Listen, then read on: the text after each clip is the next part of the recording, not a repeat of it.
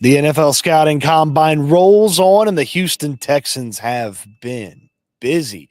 They've been talking to wide receivers, they've been talking to running backs, and we'll be telling you who all they've been talking to here on the live stream. Welcome into the channel. I'm Cody Stoots. Let's talk some Texans, and let's talk about the NFL scouting combine, which had its best day. The best day is always running back day and wide receiver day, and the Texans were talking to plenty of them. We'll go through a big list of wide receivers and running backs that the Texans talk to, how it might fit with some of these guys, what we can expect from some of the workouts from them, and we can discuss specifically 7 guys that I've targeted that I really want to talk about and kind of kick around with you here on the live stream. So appreciate everybody jumping in here on a Friday. So let's get off the top here. Talked about Deebo Samuel with SNL and Landry Locker. Talked about Deebo Samuel on the channel already. That doesn't feel like it's going to be a big deal here in the next couple of days, but we'll see. I don't feel like the Texans, even though heavily interested, very interested, I don't feel like the Texans are the landing spot for Deebo Samuel. I like the young guys. Wide receiver is going to be an area of emphasis, is what D'Amico Ryan said this week at the NFL Scouting Combine. An area of emphasis. And when you think about the wide receiver room for the Texans, they've got Nico Collins, and that's it for players you can trust in the wide receiver room in 2025.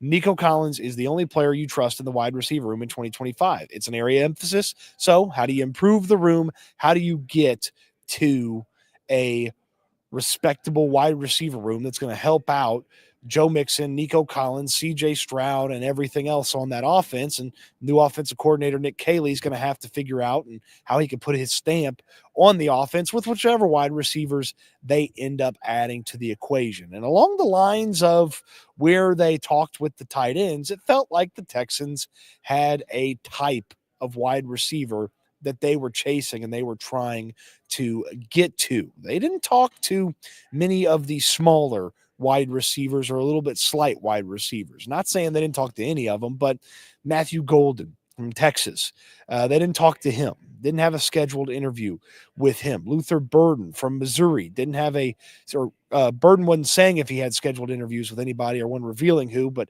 if you didn't talk to Burden or if you didn't talk to Golden, you probably wouldn't talk to Burden. But they were talking to some of the bigger wide receivers. We'll get to my focus wide receivers here in just a second, but I want to show you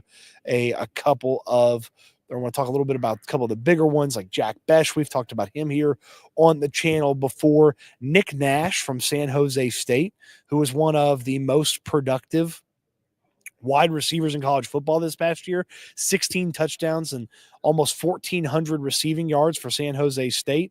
He was a player that was extremely successful for a smaller program that played a bunch of other smaller programs. So that's something to take into account. But he's kind of a bigger guy. I don't know if the speed is quite going to be there for him. But they talked to Besh, who's a bigger receiver. They talked to Nash, who's not a small guy. And then let's get into some of the highlight guys that I want to talk about. They talked to Eli Ayomanor. Ayomanor is a wide receiver out of Stanford, and the Stanford Cardinal has not been good. They are not a super impressive offense. They have not had a lot of things to point to offensively that are really impressive. But Ayomanor still has found a way to go out there and have some really big games in his time at Stanford. Now, he's not the fastest guy, but he is a big, physical wide receiver that can find himself getting open, winning contested catches, having some big games. Like, for instance, NC State this year, the Stanford got smoked. He had 108 in the touchdown. TCU this year, he had 102 on 7 catches. He had 109 on 10 catches against San Jose State. Like, he's had some really big days for Stanford. Most notably, last season against Colorado, he had 13 for 294 and 3 touchdowns. He is a big physical wide receiver. You can see how big his hands are on the table there in the picture, and it would be a very physically unique wide receiver room with Nico Collins and him as the two wide receivers on the outside. I mean, he is a big guy, athletic, strong at the point of the catch, and it will be very interesting to see exactly what to make of Ayomanor's draft status, because I think the workout's going to be okay, but the speed's not going to be great.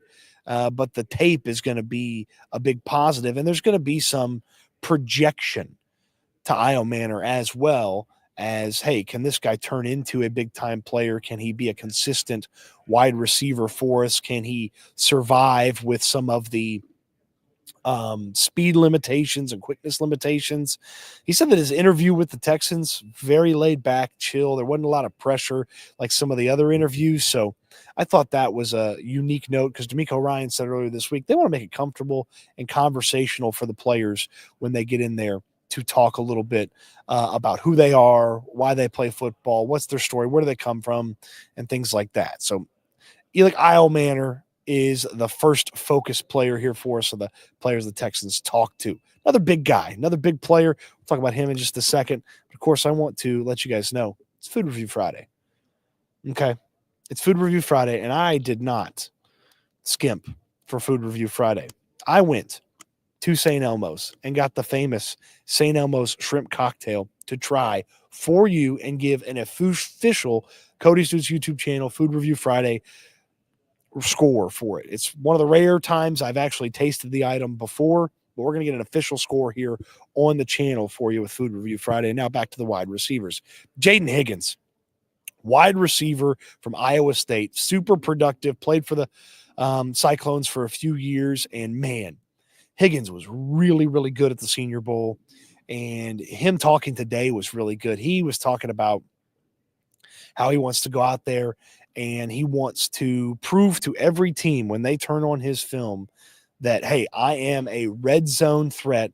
And he put his fade against Iowa as proof that he is a red zone threat and the type of guy that can go out there, help you score points, help you put points on the board, make a difference for an offense. Jayden Higgins was a very fun interview, very laid back, very relaxed. He did talk to the Houston Texans while he was here. He said it was a really good formal meeting with them, kind of just getting to know what they could use him for. But you want to talk about red zone struggles last year and CJ Stroud not really having guys to go to in the red zone. Jayden Higgins would help alleviate a lot of that. He can win from the slot. He can win from the outside. He's another one of those bigger guys, as we talked about the bigger bodies that the Texans have talked to here at the scouting combine. So Higgins is a guy that I'd keep my eye on. He's probably a second round guy. Ayomanor, who we just talked about, probably a late second, early third type guy. Higgins might be that one of those guys that's like 32, 34, 36. So he might be one of those guys that, is right there at the top of the second round. The Texans might not get a shot to draft him. Hold on. I'm about to be thrilled by Nick Amenawari, the safety from South Carolina's 40 time. He's been putting on a freak show.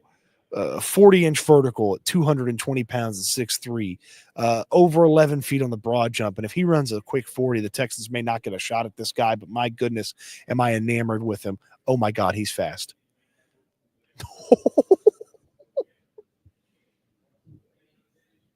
Nick Amenawari, the safety from South Carolina, he just ran a 4.440 at 6'3", 220 pounds.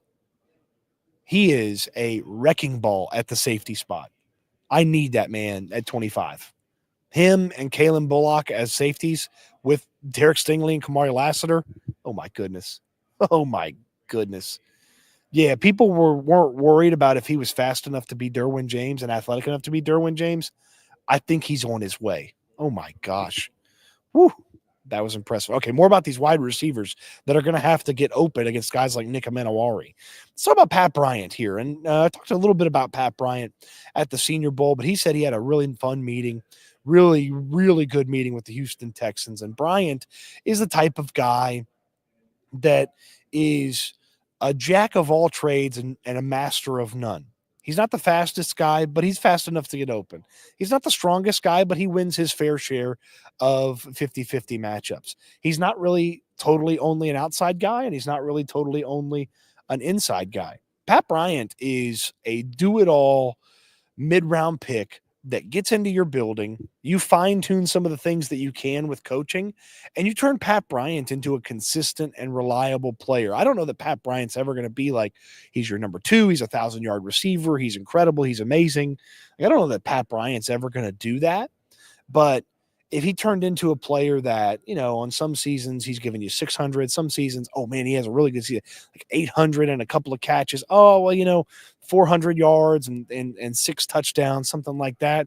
Like Pat Bryant would be a really fun mid-round pick to help round out that wide receiver room. Might need to grow into the NFL for a year. That's why you'd put him kind of in that 4-5 spot on the depth chart initially. But could Pat Bryant eventually be a really trustworthy 3-4 wide receiver? I feel like he can.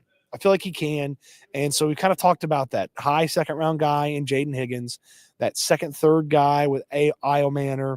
Now with Pat Bryant, you've got the guy that's like, you got the guy that's like 4th, 5th round, something like that. I really liked his vibe. I liked how he talked about his game. I liked how he talked about his time in Illinois. I really liked Pat Bryant. I liked him at the Senior Bowl. He had a beautiful, guy was all over him. He's going down the field. He's going away from me. So a guy was all over him on his right side, and he had a beautiful one-handed catch on the sideline where he just ripped it out of the air with one hand. I really like what Pat Bryant brings to the table. I don't know if he's ever going to be a great pro, but if you get a guy like him that's a good pro for 4, 5, 6 years, that's a really nice draft pick for a day 3 draft pick. So Pat Bryant, late in the draft here, wide receiver. Okay. You need everything. You need guys that can be 2 through 6 in the wide receiver room. Isaac Tesla from Arkansas, to me, is one of those late round guys that will be a special teams demon for you. And then randomly on any given Sunday throughout the course of the season, you're going to have, boom, you're going to have an Isaac Tesla game. He is a lot more athletic than you would expect a guy who played at a much smaller school called Hillside. I think it's D2, maybe it was D3. Got to Arkansas, took a little time to adjust, took a minute for him to kind of figure out exactly what the SEC was all about. And then he had some really big moments, including against my Texas Tech Red Raiders in the bowl game for the Hogs. And Tesla is, I think, a really fun and intriguing prospect because there's still some fine tuning to his game.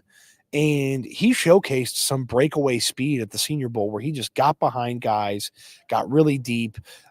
He's talked to a number of teams between the Hula Bowl, the Senior Bowl, and the Combine. He said the Texans were one of them. He didn't really specify when and where he had those conversations, but hey, he's at least informally talked to the Texans about some things. And Tesla, to me, late round guy, late investment, but put him on special teams, give him a role. And if you added him as a late round pick, or if he ended up as a undrafted free agent, he was a priority guy, priority undrafted free agent, then you could easily have him pushing the bottom of the wide receiver room in training camp and just kind of see what he can bring to the table. I do feel like there's something there. He had some really, really nice moments at the Senior Bowl. Again, the Senior Bowl's some of the best seniors and juniors in the nation going against each other in one-on-one and teams. And Tesla also said, he said, look, I may not look like it, but I'll go out there and I'll block some folks. I'll go out there and I'll go run block. I'll go out there and get physical with people. So I really like that as well. So we'll talk about some running backs here in just a second. Want to pop in to a couple of different comments. And if you have comments, send them in. We'll get to as many as we can throughout the course of this show. Brandon says, Jordan Schultz working hard to lose all his credibility. Not great. Not great. Having a rough week. Tried to fight Ian Rappaport to Starbucks. That didn't go well for him. I think most people are kind of on Rappaport's side. What's up with the Deebo Samuel stuff? Not a fan of it. It's essentially doing the Diggs deal, but Deebo was never the same player Stephon was. Yeah, the price is not right. The player's not right. It's not for me. It's not for me. Brandon says, now people seeing why I was talking about a Nick Manawari and a Kalen Bullock backfield. Yeah. Yeah, Manawari's lighting this thing up. Mizra says, I'm not a fan of D'Amico and Nick giving credence to the CJ podcast sophomore slump discussion, treated publicly like media created nonsense. Well, look, I think this is something I've said before. When you're off season, let me rephrase that. When your season is not what you want, you look at everything, including how you operated in the off season. And maybe that's a reason, and maybe that's not a reason. So you look at everything, you try to fix and fine tune everything about your life as a football player when you don't have the season that you want. If I didn't have a season of covering the team like I wanted, I'd fine tune everything. Was the off season the right move? Should I be eating the famous St. Elmo shrimp cocktail on the camera on Friday afternoon at the NFL scouting combine? Should I have left today? Should I go talk to the offensive lineman because the Texans need offensive linemen? I'm talking to the offensive lineman. So I think with the podcast conversation, the what CJ did in his offseason conversation, that is all centered around if you did not like how your season went, you go back to the moment the last season ended and address and think about everything throughout the course of that offseason and into the season and how you took care of yourself in the season, all that kind of stuff. Texans for life. He's excited about the shrimp cocktail. Good to see you, Panda. Appreciate you jumping in. Brandon, trying to make passes versus Stingley, Lassiter, Bullock, Amanawari, while Hunter and Will Anderson Jr. are trying to hit you. That is scary. Oh, okay. Yeah, it is. Yeah. Ooh, Malachi Starks, not fast. Not good for him. Scotty Smalls, happy Friday, Cody. Great work this week, my man. I hope you're having a fun time. I'm having a blast. I really enjoy this. The draft is one of my favorite things, and I think in a different life I should have been a scout. It's because I love the draft. I love talking to players. I love talking to other draft people. I love talking about prospects, and it's just fantastic. And you get really good access here at the combine to go up, talk to the guys, talk to them about their life. You can get a little bit about their life story, their football story. They can explain things that maybe weren't great about their situation. So or were great and why it was great and why they appreciated it. So I love this. I love talking to with y'all about football and in the comment section during the videos and after. I'm very blessed to be able to do this, and you guys' support here on the channel. It makes it possible for me to go and do this. The Packers flagship radio has started up here, and Mr. Radio Voice is firing away. Gage, appreciate you for checking in. Brandon Makuba also has that 4.46 speed. Yeah, look, Makuba, the combine results, man. The DBs are fun, and it's fun to think about them being fast, but they're usually moving backwards. Wide receivers move forward and running backs move forward, and that's going to be a fun watch tomorrow. You're going to see some monsters rolling through here with the wide receivers and the running backs. Makuba 4.46. Billy Bowman. I like Billy Bowman from Oklahoma, 4.47. So a couple of safety names to just keep in your back of your mind. Get to Mizra's question, then we'll go to some running backs, and then we'll fire it up, literally, because it's a very fiery situation. Love your work and insights since the ESPN days. Anything you're hearing on contract extensions and Texans free agent interest? The free agency market has been taking some hits this week at the combine, and so I don't think people are really talking about it as much. I like a lot of the wide receivers that are available. I like some of the defenders that are going to end up being ultimately depth pieces for the Texans. No real rumor though. They've got to figure out defensive tackle. They got 2 on the roster that played last year. They've got Tim Settle, and they've got Tommy Togiai, and they've got to add defensive tackles, probably a young guy, hopefully in this draft, really deep defensive tackle draft, and then probably an old guy as well. So, but I haven't really heard much. I do wonder if because people don't love the free agency class, if maybe some of the movement's going to be slow. We'll see if Friday Night Rumor Mill can kind of add some more info to that. Joe Thomas says, how slow was Starks? Well, he's 4.5. So it's not, he's not slow. Like he's blazing fast compared to us, but there's just some other safeties that are hitting some much better numbers than him. Jalen Reed from Penn State, Bowman from Oklahoma, Makuba from Texas, and obviously Nick Amanawari, who is a athletic specimen. Hold on, let me do a little share screen here and get Manowari's let's get a Manowari's just let's take a peek at his combine stuff here. Okay, we want the combine results. Okay, tracker.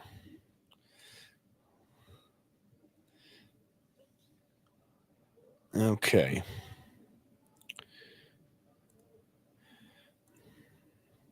All right, 40-yard dash. Nick Manowari, second among safeties. We got it split by safeties. The split, okay, it takes him a little bit to get fired up, but he's okay. Vertical, jumped out the damn building. Broad jump, jumped across the damn building. Nobody else even got in the 11s. He got 11.6. Then any of the other drills, yeah. So Manowari's just smashing this thing from a physical standpoint. Doesn't he have the ability to play linebacker too? I mean, you can kind of use him as that because of the athleticism and the physicality that he brings to the table. So yeah, he's kind of a linebacker a little bit too. Guys like Manowari, important when there's a really good running back class. Now the Texans talked with Marion Hampton from North Carolina. He's the number 2 running back on most people's eyes. Marion Hampton, North Carolina, fantastic. A Joe Mixon clone, said, unprompted, I model my game after Joe Mixon. I'd love to spend time in the backfield with him. Oh, yeah, by the way, I've talked to the Texans. So Marion Hampton, North Carolina, one to think on. This is another guy to think on. Kaleb Johnson, who did talk to the Houston Texans here at the Combine, told me that when I was talking to him at the podium. And I can't figure out exactly where Johnson's going. I've seen people sort of project him into the first round. I've seen people project him into the second round. I've seen people say if he falls to the third round, it'll be the best value in the NFL draft. He was a productive player for the Hawkeyes. He's got really good size. He's 6 foot tall, 225 pounds, and that's kind of like prototype stuff. Big workload with a lot of success in a very physical conference, which is the Big Ten. And this past season for Iowa, over 1,500 yards, 21 touchdowns. The receiving is probably an unknown in his game, but they didn't throw it to him a lot. So it's tough to sit here and say, hey, he can't catch the ball, but they didn't throw it to him as much. He's an All-American this year, 23 touchdowns from the total in the season. And kind of worked into this workload and then boom, took off and was just really good at Iowa. And the Texans talked to him, and he seems like a much more worthwhile and one that makes sense pick than like Omarion Hampton in the first if you have some other needs. Manowari just ran a 4.38. 220 pounds, 6 foot 3 inches tall, and he just ran a 4.38. Oh my gosh, he's a freak. He's not getting to the Texans. Sorry. Hampton in the first, does that make as much sense as defensive tackle in the first and Kaleb Johnson in the second? Like, does that make as much sense? So I really like the idea of Kaleb Johnson. He seems to be sort of a safer running back and not as high end of a running back, but he's an intriguing player, and I'm excited to see a little bit more from the draft process. It'd be interesting to know if he got a 30 visit from the Texans ultimately. But Johnson's one to think about in the draft process, probably second round with what he brings to the table. But the guy that I really like at the running back spot, Brashard Smith from SMU, basically didn't play at all at Miami, transferred to SMU, and was a monster for the Mustangs this year. Really good, basically carried SMU different times this year as they had some quarterback issues, can catch the ball to the backfield, was actually asked to work out as a wide receiver in addition to being a running back. And he is strong. He's physical. He was excellent at the pass blocking at the Senior Bowl. He caught the ball really well in those situations. Man, I just really like Brashard Smith's game. He feels very all around from a running back perspective. You can trust him to do a lot of different things. It doesn't feel like, because he's kind of a one-hit wonder, there's going to be as much draft capital as guys like Kaleb Johnson or Omarion Hampton, stuff like that. So maybe it's a late second-round pick. Maybe it's a third-round pick. But figuring out exactly where he is in the process and the workout should be intriguing to see exactly how fast he is. I'm really liking Brashard Smith as like hey, I didn't take one of the top guys. This is like next level down type guy. So intrigued to see what Smith does in the draft process. And the Texans talked to him at the Senior Bowl. His representation told me that. And they talked to him here at the Combine as well. So he's on their radar, boop, boop. That was my radar thing, okay. You know what I'm talking about. So Woody Marks, USC running back, one of my favorite kind of guaranteed role right away running backs. Catching the ball out of the backfield from Woody Marks is second nature. Probably, could be a receiver maybe if he had started his career that way. But Woody Marks is a fun conversation. He was very excited to talk about his teammates. He's very excited to talk about how much USC meant to him, playing some of the good defenses that they played. And he just catches the ball really well. Had some pretty good pass blocking moments at the Senior Bowl as well. I like what Woody Marks brings to the table. And my guy John Harris, who I trust on the draft, is about as much as anybody. He said, look, I like Woody Marks. There's something there. You got to roll for him right away. I was like, all right, Johnny likes him. I'm adding my like to him even more. So Woody Marks is a player keep your eye on, probably a day 3 guy because of size and maybe some of the rushing concerns.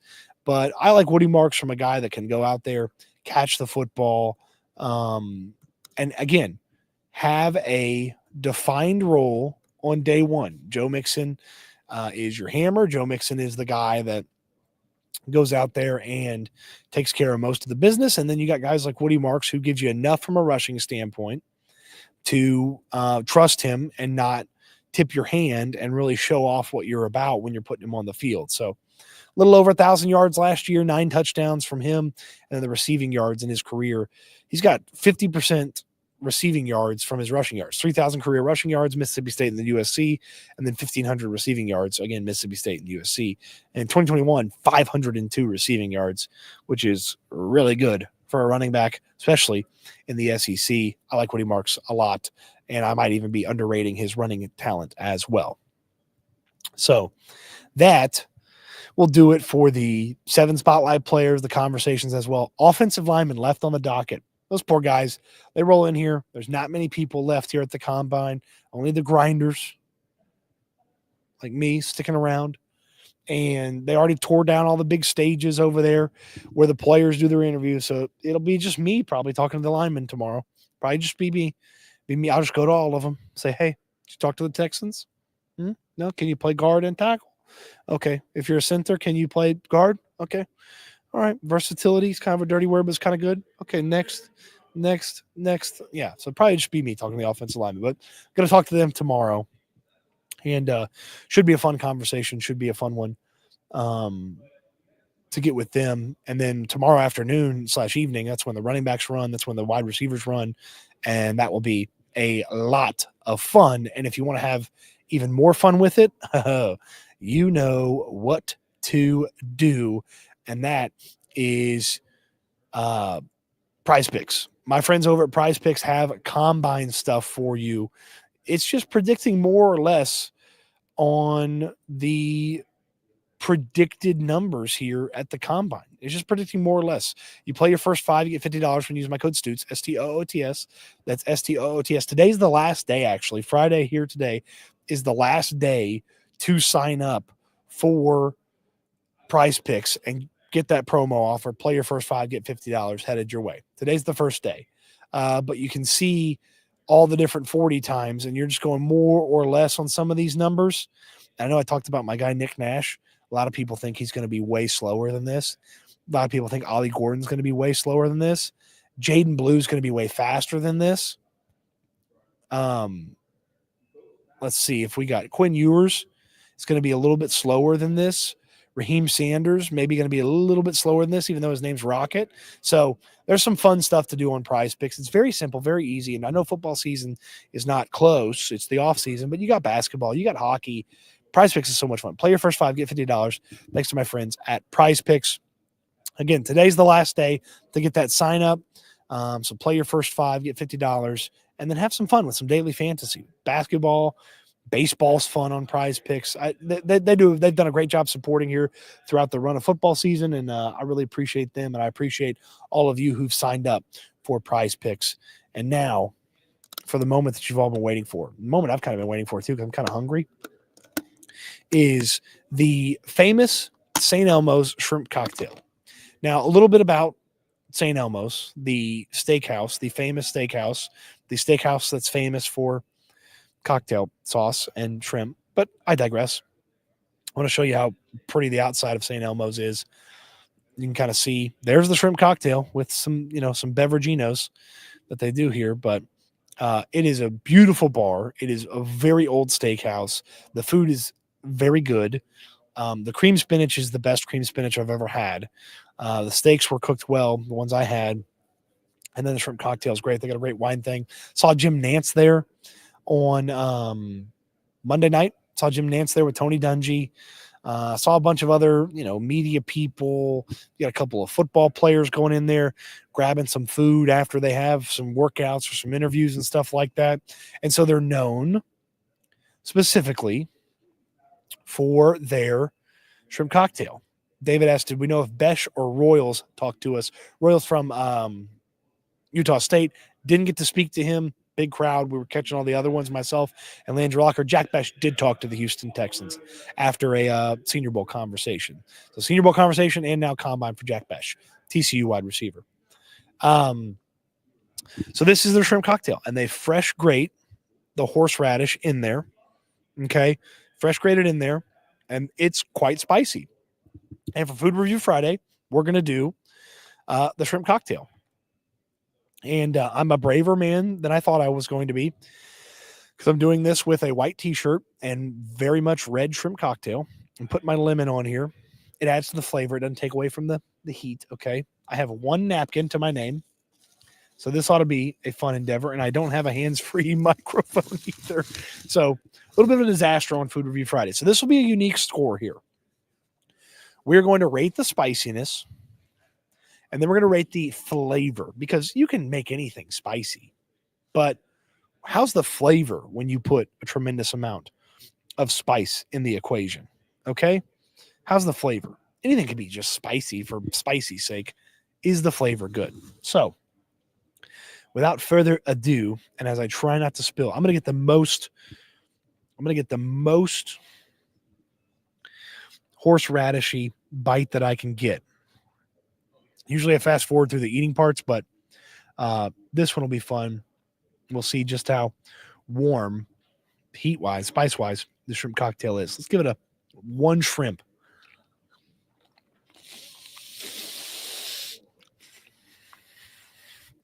Let me tell you, Food Review Friday,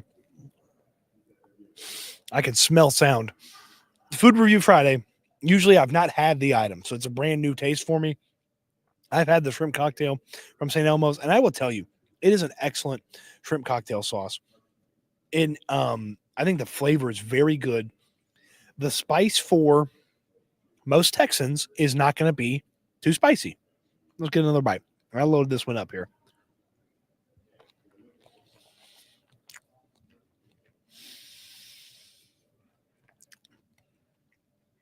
That one got in the sinuses a little bit. That one got me a little bit. Now, is it too spicy? Is it so spicy that, oh my God, I got to immediately have water? No, it's not that spicy. So, scale of 1 to 11. 11 is Tom Brady. Spiciest thing I've ever had in my entire life. And 1 is, not that spicy. In fact, it lacks spice and has no heat to it whatsoever. I'll go probably 8.8. Like, this is a spicy dish, but there's far spicier things. Like, there's buffalo wings I've had that are spicier than this, and I really like the flavor of horseradish. So it doesn't overpower me like it would other people. Because I put horseradish on dang near everything. I put horseradish on eggs sometimes, give them a little heat, so it's not that bad. But the flavor is very good. Again, not just hot for hot's sake.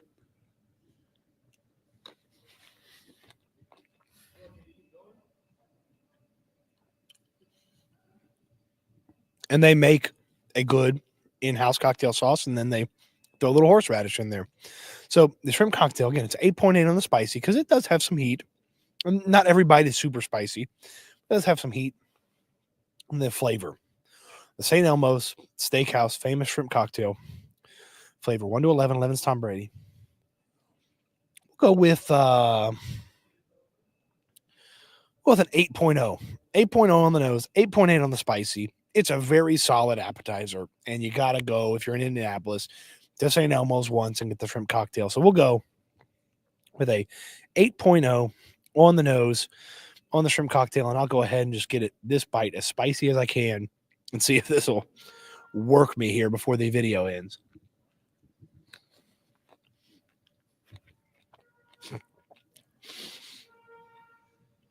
That one got me. That one's got some heat to it.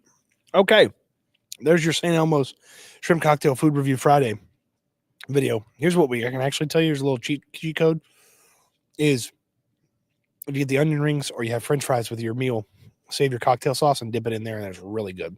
The shrimp cocktail sauce is very good with potatoes or breaded fried things. So check that out. All right, running backs, wide receivers, lots of fun stuff at the combine. We'll talk to the O-lineman tomorrow. See what we can do for a video here from Indianapolis before we leave for Houston tomorrow afternoon.